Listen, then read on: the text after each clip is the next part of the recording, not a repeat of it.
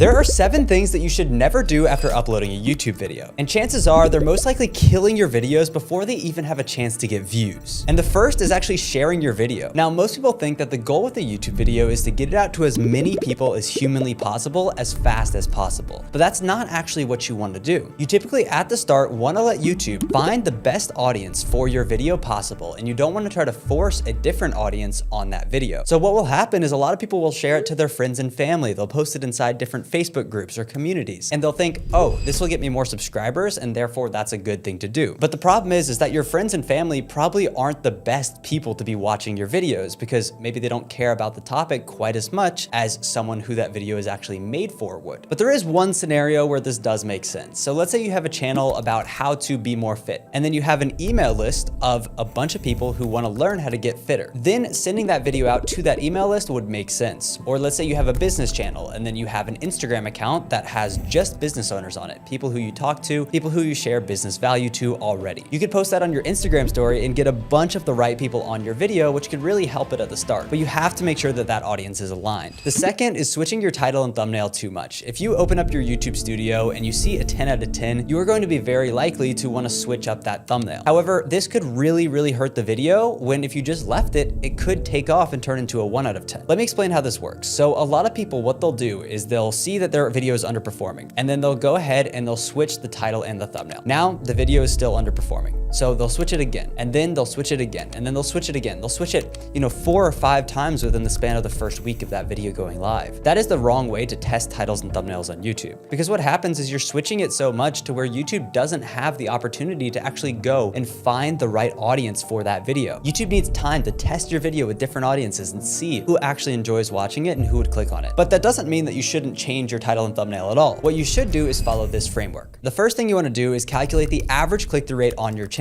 So let's say that out of the last 10 videos you post, the average CTR that you got in the first 24 hours was 7%. You now know that your average CTR or click-through rate after 24 hours is 7%. And with that number, you can now use that to judge future thumbnails and decide whether or not to change it. So every time you post a video at that 24-hour mark, if the video is performing well, if it's underperforming, you want to take a look at that CTR number and see if it's below or above your average. If the CTR is above your average, then what you want to do is just leave it. The thumbnail is good. It's working with your audience. It's probably something else that's causing the video not to do so well at this moment. But if your CTR is below average, then that is a great sign that you want to switch it just once. So you'll switch the title and thumbnail, or you could just switch the thumbnail, doesn't really matter. And then the key here is you want to wait a week. You don't want to just keep switching it every single day. You need to give YouTube time to optimize. So after you switch the thumbnail, always wait at least 7 days. And then after 7 days, if it's still below your average, which by the way, you have to calculate a new average after 7 days. So look at your average CTR at day 7. And then if it's still underperforming, at that point, you can run an A/B test. But you want to give your video at least 7 days after switching the initial concept within the first 24 hours. And the third is something that I see a ton of people messing up on. And this one is a real video killer. If you have this setting on your videos will not go viral. And that is the made for kids setting. So a lot of the time what happens is people think, oh yeah, well,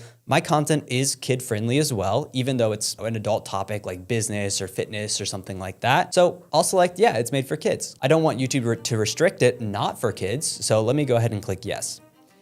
The problem is, if you click this, then it will get sent out on kids' YouTube. And what that means is pretty much no adults are going to get it. And so unless your content is explicitly made for kids, then you want to always keep this off. Because let's say you do a business video and it just gets sent out to 12-year-olds. Unfortunately, most of them are probably not going to click on that video. However, if you select no, then what's going to happen is it's going to get sent out to kids and to adults, which is what you want. Now, one mistake that I see a lot of people making is they actually delete their old videos. So for example, on this video right here, this one, if I click this and delete forever, then that is not going to be good for my channel. YouTube doesn't like to see you deleting videos, and I always recommend just privating a video instead of deleting it. We've had multiple clients and a lot of, my big YouTube friends where they've deleted videos and then their channel just goes stagnant for like a few months. Their videos don't perform well and things just aren't going the way that they should. Now, there's no real explanation for this, and YouTube doesn't explicitly say that they do this, but it's a trend that I've seen happen time and time again. And I would recommend just err on the side of caution and don't delete your videos. That's something I learned from Graham Stephan, and it's something that I've taken into my YouTube career, and it's served me well. The next is not adding a pinned comment. So here's one of our recent videos, and if I go to the actual video, one thing that you'll see is that we have a pinned comment on it.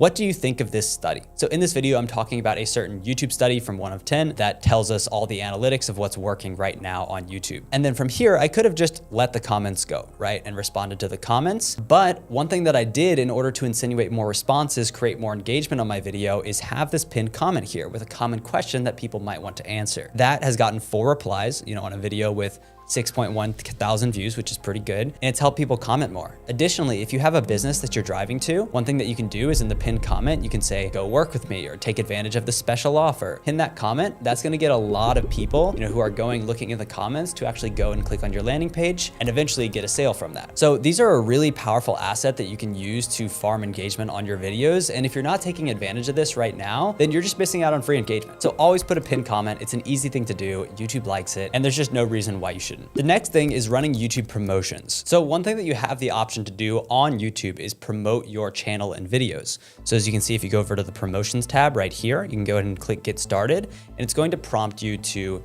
enter your Google Ads information and start spending some money to, promote your video. And a lot of beginner creators can think at the start that this is a really good option to grow my channel. Why would I post these videos that I'm working so hard on and not just take advantage of views that I can pay, $1 for 1,000 views? Well, the thing is those views aren't really the views that you want. Even though you're running ads and you're promoting your video to real people, the problem is that majority of those people are not there to watch your video. In fact, they're just getting the ad on another YouTube video, just skipping through it, or they are clicking on it, but it's still not quite the right person who should be on your video. So with that, it's just overall a very negative thing to do. I've seen tons of channels that have run promotions, gotten to 10,000 subscribers in their first month, and then just flatlined. When they go back to posting organic content, they go from 50,000 views per video to 100 views. There's no real longevity built by running paid ads on YouTube. Unless you have a business and you're running retargeting ads to make sales, then that's a different story. But if you're just running advertisements to boost your channel, then that can really hurt you long-term, because you're gonna be getting a ton of what's called ghost subscribers, where they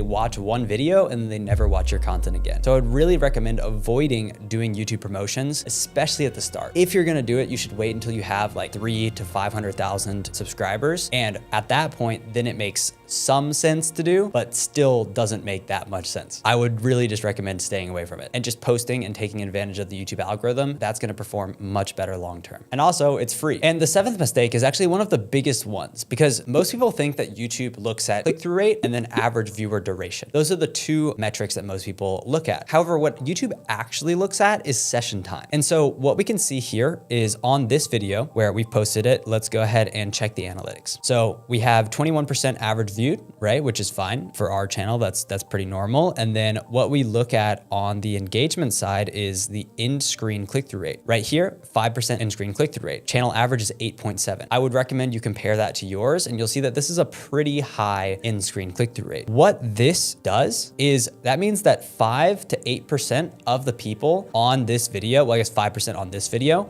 are going to this next video right here. So I'm getting 5% of, 6,000 people on that second video. And when that happens, those people are much more likely to watch that second video pretty far through. They're likely to spend 6 to 8 minutes on average on that video. And what that does is it takes the amount of time that someone watches my channel from 1 minute 51 seconds to 7 to 8 minutes, which is crazy. And so YouTube actually looks at overall session time. They look at how long someone has stayed on YouTube after clicking on your first video. So even if that's another channel, it doesn't even matter. They just look at how long does this individual video keep people on the platform. And your goal is to maximize that, which means you need an end screen. So the basic part of that is just doing an end screen, right? So go ahead and click end screen down here and just add that.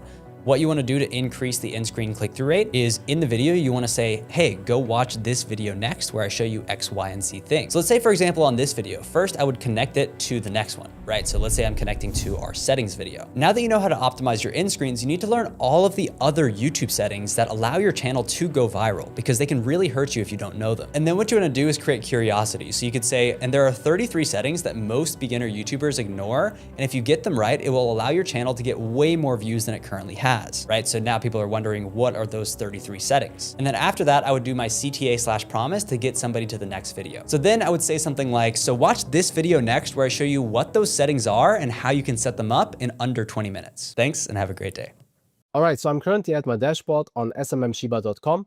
And do not get confused by the website names. SMM Shiba and SMM Dodge are actually the same website. So all you have to do once you've created yourself an account here is to go on list, click on this category icon, select, and here you want to select something, basically any option that says from with video. So I'm going to choose this one right here, and this should be already fine. 2014, 2017, yeah. Now I'm going to click on buy, confirm, and now you can go onto your product orders and you will see this is pending. All right, the order is now completed. This didn't even take 2 minutes. What you want to do now is you want to copy that ID, and we want to be organized, right? Especially if we have multiple channels, you will not find them again. So make sure to save it somewhere.